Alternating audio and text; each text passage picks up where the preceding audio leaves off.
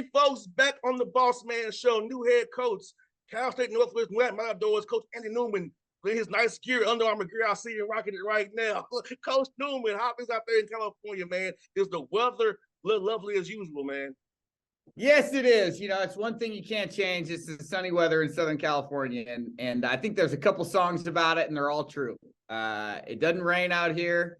The one good thing about it, you never have to check the weather app because you know weather's going to be good at all times. It's a blessing to be here, that's for sure. In Atlanta today, Coach, 88 degrees with 40% humidity. So when I go outside, I'm gonna be sweating. Yeah, no, that's tough living out there. I will say that. That's a multiple shower area for sure.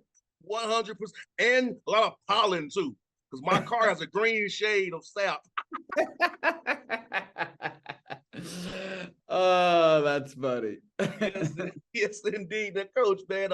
You just coach now in D2, man. You've been the NAIA coach, man. How does it feel to be able to become a Division I head coach now, and knowing the rules, how it was from D2 now to be in D1, have actually 13 full scholarships now rather than 10 that you can split any way you want to now. Yeah, that part's great. You know, it's taken me a little bit to get used to. I'm used to, you know, trying to play money ball with guys and figure out how much aid I've got to give them, how much money I got to get them to commit, and splitting those 10 scholarships up at the Division II level. It's always a challenge trying to figure out, you know, how much you need to give a guy to get him to commit. And being at the Division I level is great. You know, you got scholarship and they're all full and they got to be full. And so from that point, it's great playing on an even playing field and not having to do that. But it's, you know, it's been fun. It really has. My career has gone from the Division I level to Division II, and then now back to Division I. So it's spanned a lot of levels, and I'm just excited to be back and competing on this stage and ready to get after it. I hear that. I'm gonna ask you this, Coach Newman. You know, my dad's a coach. My dad's 83 years old. He coached ball here in Atlanta for years.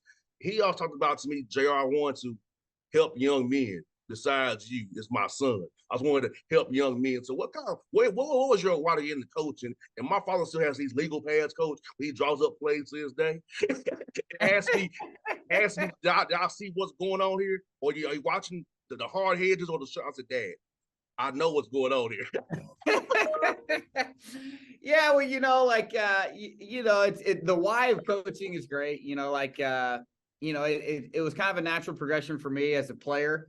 You know, I love the game of basketball, started playing it at an early age, gravitated to it, knew that I wanted to be part of basketball, you know, for the rest of my life. And so as a player, eventually, you know, you run out of places to play. People tell you, you know, hey, you just, you know, it's time to turn the page and you can no longer play the game. And so from there, it was a natural progression to get into coaching. And I think from that, I've developed a real love for helping young men kind of get to where they want to get to and achieve their goals, which was something that my coaches did for me. So that was huge in my you know, choice to continue coaching and to be in coaching is just, you know, really helping young men. That's number one. But then selfishly, like you get that competitive itch and you know how that is as a, you know, you've been playing basketball since you're 3-4 years old and, you know, be competing and that competitive desire, you know, that doesn't go away. And so like you leave playing and you get into this like real world situation and you're like, well, where's the scoreboard? Like, I don't have that anymore. And so you miss that.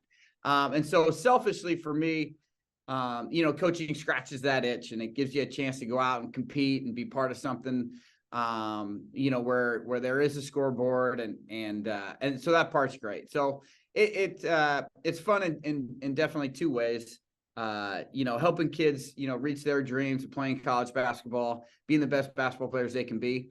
And then selfishly, you know, that kind of, hey, my program versus your program, let's, you know, put 40 minutes up there and see who has the most points at the end of it. That's it's really fun and keeps the fire lit for sure. And Coach, same with me, Coach. When I got cut by the Panthers, but I played football and basketball, I got cut, right? And I had to decide. But being in the radio game, I'm still near it. It's still, for me, that's my it still. Right. That's still Right. I've been in this 14 years doing radio, man, and I get to talk to guys like yourself because my dad's a coach. I already know what you're going through. And guys Right. told it, oh, JR played and his dad coached. So he's not gonna ask me those dumb questions. He knows what time of day it is. Right. Right. So I No, feel like that's that helps me it. right there. Yeah, no, that's it. I mean, and for me, being 5'11" and pretty unathletic, I could barely touch the backboard as a basketball player, and so it's kind of like eventually you run out of time, playing, and so that natural progression getting into coaching has been awesome and super fun. I think when I finished playing, I was a financial analyst for Hitachi Data Systems. That was my first job when I finished my college career. And I lasted literally like 4 days. And I looked at that and said, man, this isn't going to work. Cannot be the rest of my life sitting in this cubicle waiting for 5 o'clock to come. So it was a pretty quick transition right into coaching for me. No doubt. Coach Newman, what's going to be your ideal young man for your program that you want them to have qualities coming into your program to be the best man, young man he can be as you all help coach them on and off the court? Yeah, well, the first thing is the athletic piece. Obviously we're competing for championships on the Division I level. There, you don't have to shy away from that. That's what this level's about. Like we're competing to win, and I love that about it. So we're going to bring in guys who are really good basketball players who love to play fast. And my style of play, as just everywhere I've been, we've really lit up that scoreboard. So I like guys who like to play fast and can really score and have that fun, like free flowing, let's play fast style basketball in them and are good at it. So that's the first piece. The second piece, obviously, is the character, and that's something that is huge. As like being part of a college team, you spend so much time, with other players and other, coaches and time away from university, traveling in airplanes and in hotel rooms and in meetings and stuff. So we spend so much time together that I want to make sure that time that I'm spending are with people that I want to spend time with. And so the character piece is huge on that deal. And then the last piece is just the academic part. Obviously, being a college athlete is a unique thing. It's not professional sports, it's collegiate sports. And with that, you get an opportunity to really give somebody an education and get that education paid for. And so those three pieces are kind of, what we're looking for. Somebody who wants to be a college graduate, somebody who's demonstrated that their character is intact, and then somebody who can really hoop and put that ball in the hole. So those three things are huge, and that's what we're looking for here at Northridge. And yeah, so if you see anybody out there in Atlanta, let me know. Sure will. And you know what, Coach Newman, your conference, Big West, is a great conference, man. Like Coach Taylor's one of my close friends. So is Coach Turner as well. Joe Pasnick's a cool guy as well. All these guys in your league are so cool to talk to, man. And John up there at Poly as well, man. Like the coach in your league is very great. All you are great guys, man. And I love the different styles of play you all have. I'm a junkie, so I'm up on my computer watching games because I'm a junkie to support all you guys, man. It's fun in your league, man. Just watching you on film a little bit as you kind of dive into what you'll be going up against, man. How impressed are you with talent and coaching in your league, man? Well, it's crazy, and it's always been that way. The coaches in this league are really, really good, and there's not a lot of turnover from coaches coming out of the Big West Conference because these are good jobs.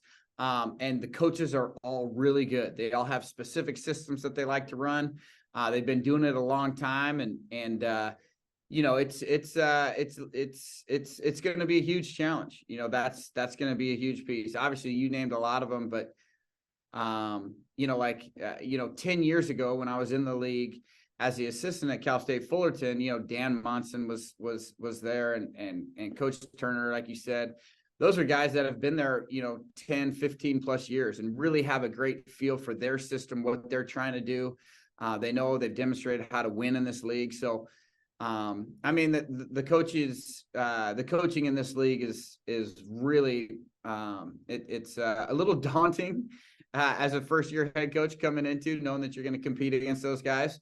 But also too, it's going to be fun. Like looking forward to a new challenge and a new group of guys to compete with. No doubt. And you know what, Coach Newman, man, it's so funny you say that, man, because I tell you what, watching the games are entertaining because it's just different styles, and styles make fights, as they always say. And you are recruiting kind of for the same kind of player. It's always fun to watch recruiting battles. I tell it out on the West Coast. So, and also with the good education you all have out there, Atlanta kids come out there and succeed because you get come out there sunny every day, work on your game, get good networking. Because I feel like kids should leave Atlanta. That's just my personal thoughts. Like you should want to leave out of here and come back a better man. I feel like your conference does a good job of doing bringing kids out here in the South, out there, and the talent wise, what the guys out west already, man, makes for a good thing for roster building out there for you guys. Yeah, no question, and I agree with you. I think kids 18, 19 years old, the opportunity to leave home and grow and get away from what they know and get outside their box and really grow as people is a really good experience for them, and then to be able to do that, come out to California and for us it's great because we're in LA and this is a huge area and you've got the Clippers, you've got the Lakers, you've got basketball really is big in LA, as you know, and so being in this area, some of the leagues that you can play in, the Drew League and things of that nature, like basketball is big in LA, and so it's a great experience for kids to leave the South, leave Atlanta, get outside their box, grow as people, and then be surrounded by really good basketball and other really good basketball players who can really help them grow their game. Now, Coach, I'll tell you, when the Hawks come to LA, we stay at the JW Marriott by Staples. I used to call it Staples. That's where we stay at. Yeah. So that's just it. W heads as we stay. Also, I work with the Hawks too. So that's one of my hustles. So like with the Hawks on the road, Okay, good. I'm on the road too. So with the JW Marriott right there by Staples. Now, Clippers going to Inglewood, that may change. I don't know, but the NBA does a 30, Coach. We play them on a back-to-back all the time. We get a day off in between and stay 30 days. No, it's a back-to-back every time. Yeah, well, LA we've got to get our secret advantages done there. So we're as long as we get the Hawks on the back end of that gives us a better chance to win.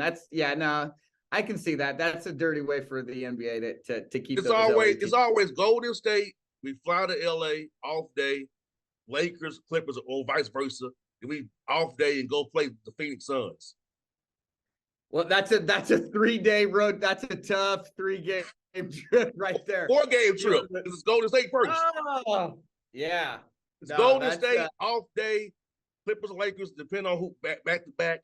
Then it's an off day, Phoenix. Then it's Denver or Houston or somebody, then back to Atlanta. That's our 5-game trip. Every year, Coach. Every year. Then they do us like this. We go Sacramento, Utah, OKC, Minnesota, and maybe Chicago or Milwaukee, back to Atlanta. Oh my gosh. That's brutal. Is brutal. Yeah, that's a tough 5-game stretch. If you can get one of those out of that deal, that'd be a win for sure. So this year, our West Coast trip record was 3-12. Oh, and you see why. Yeah, I see why. And honestly, looking at 3-12, I go, that's pretty good. Like having to play all 5 of those guys in a row, like that's tough, man. You go from Steph Curry to Paul George to LeBron to CP3 and Booker to Jamal Murray. And you're seeing how good that Denver team is now. Holy cow. That's that trip was 1-4. Oh, yeah. And that's a good one. I mean, that is a good one. That's tough, man. I don't know. Somehow we beat Denver on our way home. That's crazy. That's crazy. Yeah. How that happened, guys should be coach of the year for that. That's unreal. Yes, we beat Denver actually this year twice. Wow. Once about Trae Young in Atlanta, and once Well, are we beating about Trae Young in Denver too? Yeah, we beat them twice this year about Trae Young. Wow. Wow. That's Can you crazy. believe that? I cannot believe that, especially coming back from the games that you were playing. Now, you guys had to be exhausted. Yes. Man, that's it. That's the thing about the NBA schedule, man. It's like trying to cram 3 seasons into one. It's unbelievable how that travel is, and just how many, like, you got to come ready to go night after night. It's a grind. We played on a back-to-back at Orlando, right? Had to fly 2.5 hours to play Chicago. Unreal. And we lost, of course. We call those the NBA schedule losses. Yeah, well, we had no chance. We got to the hotel at 4:11. Oh my! I remember it vividly. Yeah, how do you even? Yeah, I was gonna say, how do you? I mean, how do you even prepare for that? It's almost like, hey, go to the hotel, rest. We'll see you 30 minutes before tip off. Just, We'll go to the bar room at 1:00 and oh my walk God, through a few plays, and the bus leaves at 4:00. So yeah. Oh so my God, we call those schedule losses in the NBA. Yeah, that's those they gave you no shot there. Yeah. Oh yeah. So yeah, I love it though. I really love it, Coach Newman. Let's get this man. This is a question strictly from my father who has texted me. He's like, ask Coach Newman, what are some people who helped mold him his coaching career? That's what my dad wants to know about your coaching career. Yeah, well, obviously, Bob Burton is a mentor of mine, and I was able to play for him and then coach with him, and a very successful coach, the winningest coach in Cal State Fullerton history, and a lot of who I am as a coach today is because of who he is. Brad Dugan and Mike Dunlap, the late Rick Majerus, all guys that spent time investing in me. And I, super grateful for that and thankful for that. And a lot of, who I am as a coach is because of them as well. And, it's fun growing up and going through the game as a player and then as a young coach and listening to these guys talk, guys who had won championships. And it's cool. Like, you see different things that you like from different coaches that you can now implement. And I look at some of the defensive schemes that, I learned watching Mike Dunlap and his teams play, and it took a lot of things from there from the defensive side. And then watching Coach Majerus and how he taught that 4-out motion offense was really fun. And taking some things out of that we've incorporated here that we still do today is really good. And so it's been fun. It's been a fun journey. But those are the guys that have really impacted me and my philosophies, both offensively, defensively, and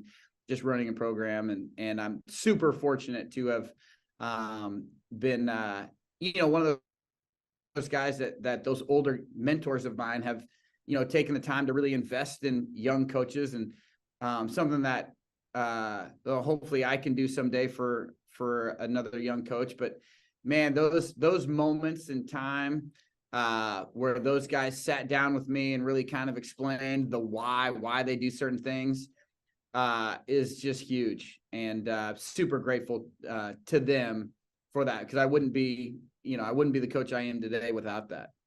100%. And I want to ask you myself about non-conference scheduling. Is your phone blown up now with guys trying to play you, the first year head coach trying to play you like crazy right now, man? Yeah, man, this thing's been going off like, it's like 15, 16 times already just this morning, which is great. Yeah, no, I mean, it's, first year head coach, people smell blood in the water, they're excited about scheduling and trying to get the Matadors on it, which I certainly understand and am happy to take those calls. It's the same thing, happens, at every level. And when I was a first year head coach at the Division II level, my phone was blown up as well. I got a ton of games. And then once you establish the program and you got that thing rolling, that phone seems to get a lot of, now all of a sudden you get sent to voicemail a lot, which is a interesting part of the job for sure. But yeah, no, we're hopefully we'll do the same thing and here. But yeah, the scheduling piece, as you know, is a huge part of it. And right now we're not having too many problems scheduling, but hopefully in the next 3-4 years, I'll take that as a compliment when people send me the voicemail. I hear that. Coach Newman, it's been fun to meet you today and chat with you, man. We'll see you at Lake Point at the Army event, man. And I thank you for answering my dad's question. My dad listens to every one of my shows. He's always locked in. Everything I do, Coach, he's always locked in on what everything his son does. So I appreciate him so much for it. Yeah, of course. Well, I'm happy to be here at any time. This is fun. It's always fun for me to talk to people about our program and what we're doing out here at Northridge. So anything I can do to help and grow your show, let me know. I had a blast today. Thanks, Coach. Appreciate you, brother. We'll do this real soon, man. All righty.